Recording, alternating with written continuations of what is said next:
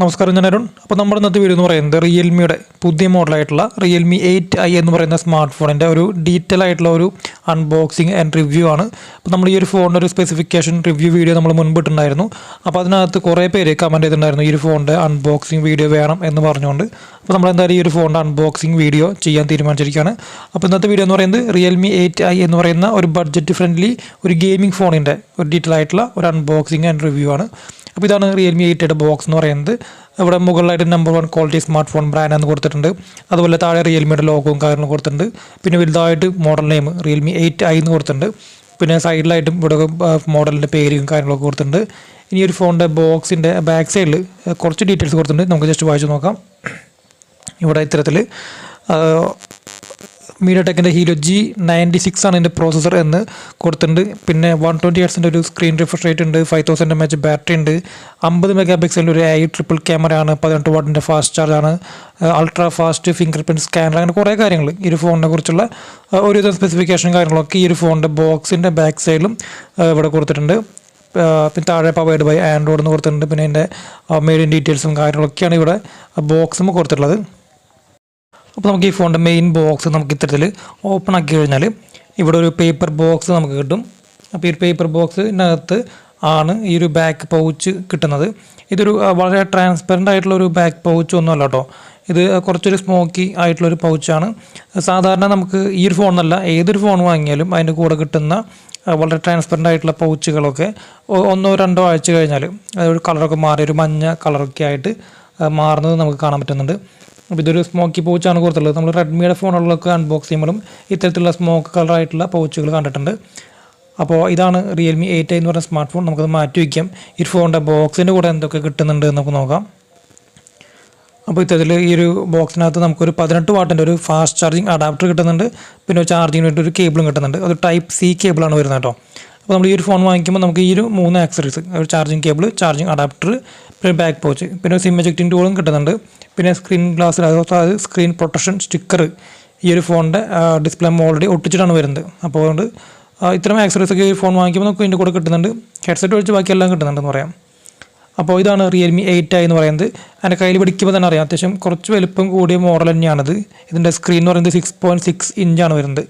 ഇനി ഇതിൻ്റെ ഡിസൈൻ നോക്കുമ്പോൾ കണ്ടോ, നല്ല മനോഹരമായിട്ട് എനിക്ക് പേഴ്സണലി ഇത്തരത്തിലുള്ള കളർഫുള്ളായിട്ടുള്ള ഫോണുകളോട് പ്രത്യേകം താല്പര്യമുണ്ട്. ഞാൻ ഒരുവിധം എല്ലാ ഫോണുകളുടെയും അൺബോക്സിങ് റിവ്യൂ ചെയ്യുമ്പോൾ നമ്മൾ പറയുന്ന കാര്യമാണ്, എനിക്ക് ഭയങ്കര ഇഷ്ടമാണ് കളർഫുള്ളായിട്ടുള്ള ഫോണുകളൊക്കെ കാണാമെന്ന് പറയുന്നത് തന്നെ എനിക്ക് ഭയങ്കര ഇഷ്ടമാണ്.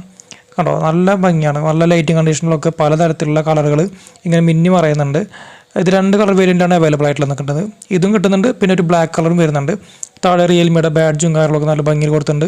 ആ 3 ക്യാമറകളൊക്കെ നല്ല ഭംഗിയിൽ തന്നെ ഡിസൈൻ ചെയ്ത് വെച്ചിട്ടുണ്ട്. പിന്നെ പെട്ടെന്ന് ഫിംഗർ പ്രിൻറ്റും അഴുക്കുകളൊക്കെ പറ്റി പിടിച്ച് ഇരിക്കുന്ന രീതിയിലുള്ള ഒരു ഗ്ലോസി ഡിസൈനാണ് ഈ ഫോണിൻ്റെ ബാക്ക് സൈഡിൽ കൊടുത്തിട്ടുള്ളത്. എന്നിരുന്നാലും കുഴപ്പമില്ല, നമ്മൾ ഒന്ന് സൂക്ഷിച്ച് ഉപയോഗിച്ചാൽ മതി.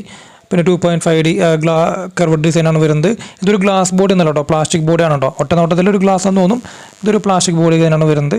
അപ്പോൾ ഡിസൈൻ വൈസ് എനിക്ക് ഭയങ്കര ഇഷ്ടമായി. നല്ല ഒരു കളർഫുള്ളാണ്. എനിക്ക് പേഴ്സണലി എനിക്ക് ഇത്തരത്തിലുള്ള കളർഫുള്ളായിട്ടുള്ള ഫോണുകളോട് ഭയങ്കര ഇഷ്ടമുള്ള ഒരാളാണ് ഞാൻ.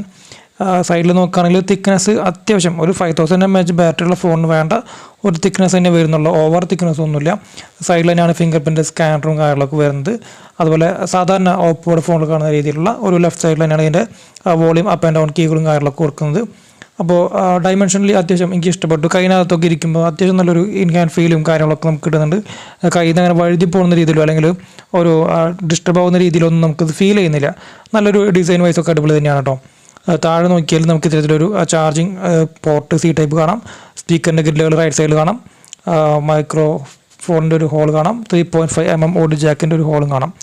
മുകളിൽ കാര്യമായിട്ടൊന്നും കൊടുത്തിട്ടില്ല. അതൊരു മോണോ സ്പീക്കർ മൊബൈലാണ്. അപ്പോൾ ഇതൊക്കെയാണ് ഈ ഒരു ഫോണിൻ്റെ ഫിസിക്കലി, അതായത് ഡിസൈൻ വൈസ് പറയാനുള്ള കാര്യങ്ങൾ. ഡിസൈൻ വൈസ് എനിക്ക് ഇഷ്ടപ്പെട്ടു. അത്യാവശ്യം നല്ല ഭംഗിയുള്ള ഫോൺ തന്നെയാണെന്ന് പറയാം. അപ്പോൾ ഇതാണ് റിയൽമി 8i ഓൺ ആകുമ്പോൾ കാണുന്നതിൻ്റെ ഹോം സ്ക്രീൻ എന്ന് പറയുന്നത്. അപ്പോൾ ഡിസ്പ്ലേ എന്ന് പറഞ്ഞാൽ അത്യാവശ്യം നല്ല ക്വാളിറ്റി ഉള്ള ഡിസ്പ്ലേ ആണ്. ഈ ഒരു പ്രൈസ് റേഞ്ച് വെച്ച് നോക്കുമ്പോൾ നല്ലൊരു ഡിസ്പ്ലേ നമുക്ക് കിട്ടുന്നുണ്ട്.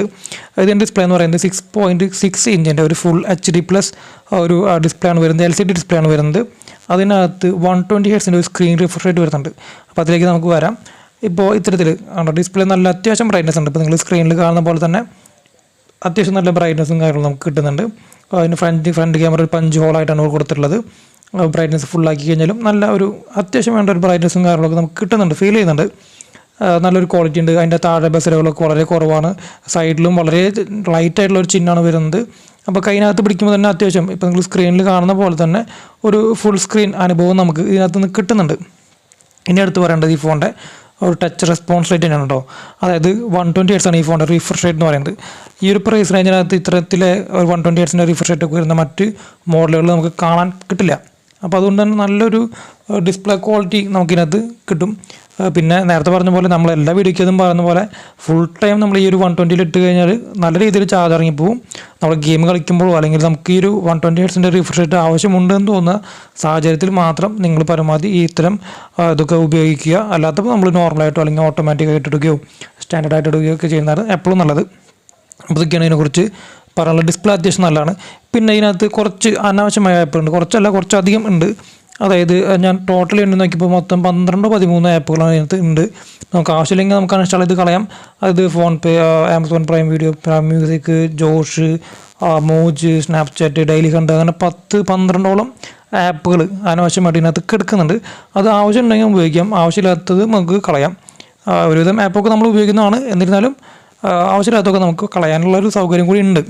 ജസ്റ്റ് പറഞ്ഞത് മാത്രം. ഇതൊരു വലിയ നെഗറ്റീവായിട്ടൊന്നും കാണേണ്ട ആവശ്യമൊന്നുമില്ല. സ്വാഭാവികമായിട്ടും റിയൽമിയുടെ ഫോണുകളാണ് ഇത്തരത്തിലുള്ള ആപ്പുകൾ ഇതിനകത്ത് പ്രീ ഇൻസ്റ്റാളായിട്ട് വരാറുണ്ട്. അത് കുഴപ്പമില്ല. അപ്പോൾ ഇതൊക്കെയാണ് മൊത്തത്തിൽ പറയാനുള്ള കാര്യങ്ങൾ. ഇനി സെറ്റിങ്സിനകത്ത് കയറിയിട്ട് ഈ ഫോണിൻ്റെ ബാക്കി കാര്യങ്ങൾ നോക്കുകയാണെന്നുണ്ടെങ്കിൽ അബൌട്ട് ഫോണിനകത്ത് കയറി കഴിഞ്ഞാൽ ഇവിടെ ഫോണിൻ്റെ മോഡൽ നെയിം,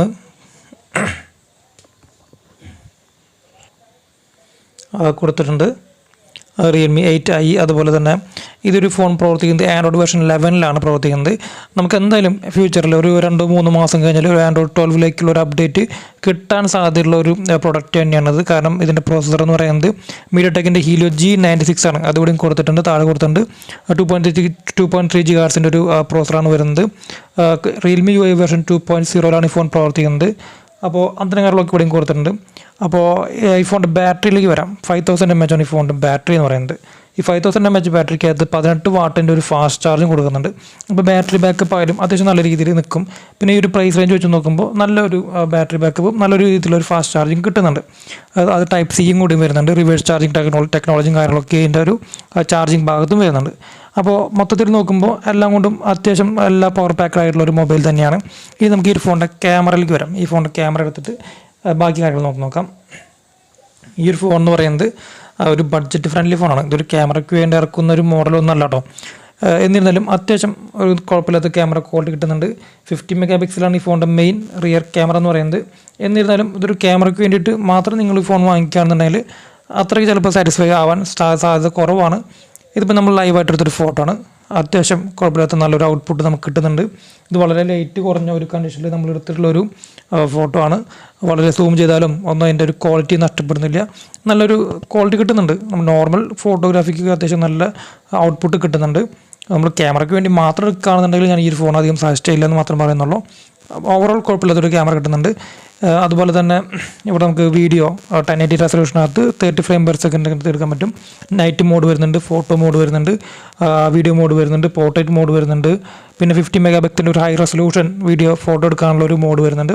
പിന്നെ ഇവിടെ ഡ്യുവൽ വീഡിയോ മോഡ് വരുന്നുണ്ട്. അതായത് നമുക്ക് ഫ്രണ്ട് ക്യാമറയും ബാക്ക് ക്യാമറയും ഒരുമിച്ച് ഉപയോഗിച്ചുകൊണ്ട് വീഡിയോ എടുക്കുന്ന മോഡാണ് ഇതെന്ന് പറയുന്നത്. അപ്പോൾ നമ്മൾ ഇതിൻ്റെ ക്യാമറയെ കുറിച്ചുള്ള റിവ്യൂ വേറെ വേണം എന്നുണ്ടെങ്കിൽ ഒന്ന് കമൻറ്റ് ചെയ്താൽ മതി. നമ്മൾ ക്യാമറയെ കുറിച്ച് മാത്രമുള്ളൊരു വീഡിയോ നമ്മൾ വേറെ പോസ്റ്റ് ചെയ്യുന്നതായിരിക്കും. പിന്നെ ഇവിടെ സ്ലോ മോഷൻ മോഡ് വരുന്നുണ്ട്, ടൈം ലാപ്സ് മോഡ് വരുന്നുണ്ട്, മൂവി മോഡ് വരുന്നുണ്ട്, പ്രൊഫഷണൽ മോഡ് വരുന്നുണ്ട്, panorama mode, document mode, macro mode, അങ്ങനെ കുറേ മോഡുകളും ഈ ഒരു ക്യാമറയ്ക്കകത്തും കൊടുക്കുന്നുണ്ട്. ഇതൊരു ക്യാമറയ്ക്ക് വേണ്ടിയിട്ട് ഇറക്കുന്ന മോഡലല്ല എന്നിരുന്നാലും കുറേ ഫീച്ചേഴ്സ് കൊടുക്കുന്നുണ്ട്. അപ്പോൾ ക്യാമറയെ കുറിച്ചും ഡീറ്റെയിൽ ആയിട്ടുള്ള വീഡിയോ വേണം എന്നുണ്ടെങ്കിൽ ഒന്ന് ജസ്റ്റ് ഒന്ന് കമൻറ്റ് ചെയ്താൽ മതിയിട്ടോ, നമുക്ക് ചെയ്യാം. അപ്പോൾ ഇതൊക്കെയാണ് എനിക്ക് മൊത്തത്തിൽ പറയാനുള്ള കാര്യങ്ങൾ. ഈ സെൽഫി ക്യാമറ ഇനി അടുത്ത് പറയാനുള്ള കാര്യം, ഞാൻ ഇതിന് കുറച്ച് സെൽഫി ഫോട്ടോസ് എടുത്ത് നോക്കി. സാധാരണ റിയൽമിയുടെ ഫോണുള്ള എനിക്ക് അത്രയും ഇഷ്ടം ആവാറില്ല. എന്നാൽ ഇതിനകത്ത് എനിക്ക് കുറച്ച് ഇഷ്ടപ്പെട്ടു. നല്ലൊരു വളരെ ഷാർപ്പായിട്ടുള്ള ഫോട്ടോസ് നമുക്ക് കിട്ടുന്നുണ്ട്. ജസ്റ്റ് കാണിച്ചു തരാം കേട്ടോ. അത്യാവശ്യം ഞാൻ വിചാരിച്ചതിനേക്കാളും ഉപരി നല്ലൊരു ക്വാളിറ്റിയുള്ള ഒരു ഫോട്ടോ എനിക്ക് കിട്ടുന്നുണ്ട്. 16 MP ഈ ഫോണിൻ്റെ സെൽഫി ക്യാമറ എന്ന് പറയുന്നത്. ഈ ഫോട്ടോ ഞാൻ എടുത്തത് വളരെ ലൈറ്റ് കുറഞ്ഞ ഒരു റൂമിനകത്താണ് കേട്ടോ. ലൈറ്റ് അധികം ഇല്ലാത്തൊരു റൂമിനകത്ത് എടുത്തത്, ഒരു ഇൻഡോറിനകത്താണ് എടുത്തത്. എന്നിട്ട് ഞാൻ വിചാരിച്ചതിനേക്കാൾ ഉപരിയുള്ള ഒരു സെൽഫി ഔട്ട്പുട്ട് എനിക്ക് കിട്ടി. അതെനിക്ക് ഇഷ്ടപ്പെട്ടു. സെൽഫി എനിക്ക് മാത്രം തോന്നുന്നതാണെന്ന് അറിയില്ല, എന്നാലും എനിക്ക് ഇഷ്ടപ്പെട്ടു. അപ്പോൾ ഇതൊക്കെയാണ് ഈ ഫോണിനെ കുറിച്ച് മൊത്തത്തിൽ പറയാനുള്ള കാര്യങ്ങൾ എന്ന് പറയുന്നത്. ഇനി ഓവറോൾ മൊത്തം പറയുമ്പോൾ റിയൽമി 8i എന്നാണ് ഈ ഫോണിൻ്റെ പേര് എന്ന് പറയുന്നത്. മീഡിയടെക്കിൻ്റെ ഹീലോ G96 ആണ് പ്രോസസ്സർ വരുന്നത്. ഏറ്റവും എടുത്ത് പറയേണ്ട കാര്യം 120 ഹെർട്സിൻ്റെ ഒരു സ്ക്രീൻ റിഫ്രഷ് റേറ്റ് ഉള്ള ഈ ഒരു പ്രൈസ് റേഞ്ചിനകത്ത് വരുന്ന ഒരു നല്ലൊരു മോഡലാണ്. 4GB റാമും 64GB വേരിയൻറ്റും 6GB റാം 128GB വേരിയൻറ്റും വരുന്നുണ്ട്. നമുക്ക് മെമ്മറി എക്സ്പാൻഡ് ചെയ്യാൻ പറ്റും. ആൻഡ്രോയിഡ് ലെവലാണ് ഫോൺ പ്രവർത്തിക്കുന്നത്. 512GB വരെ നമുക്ക് എക്സ്പാൻഡ് ചെയ്യാൻ പറ്റും. അതുപോലെ തന്നെ റിയൽമി UI 2.0 ഫോൺ പ്രവർത്തിക്കുന്നത്. 3 ക്യാമറകൾ ഈ ഫോണിൻ്റെ ബാക്ക് സൈഡിൽ വരുന്നുണ്ട്. 50 മെഗാ പിക്സലിൻ്റെ ഒരു മെയിൻ ക്യാമറയും 2 മെഗാ പിക്സലിൻ്റെ വീതം 2 ക്യാമറകൾ അത് വെറുതെ കൊടുക്കുന്നതാണ്. പിന്നെ 50 മെഗാ പിക്സലിൻ്റെ അപ്പാർച്ചർ 1.8 ആണ് വരുന്നത്. അപ്പോൾ മൊത്തത്തിൽ നല്ലൊരു ഫോണാണിതെന്ന് പറയുന്നത്. അപ്പോൾ നിങ്ങൾക്ക് ഇതിനെക്കുറിച്ചുള്ള അഭിപ്രായം താഴെ കമൻറ്റ് ചെയ്യുക. Thanks a lot.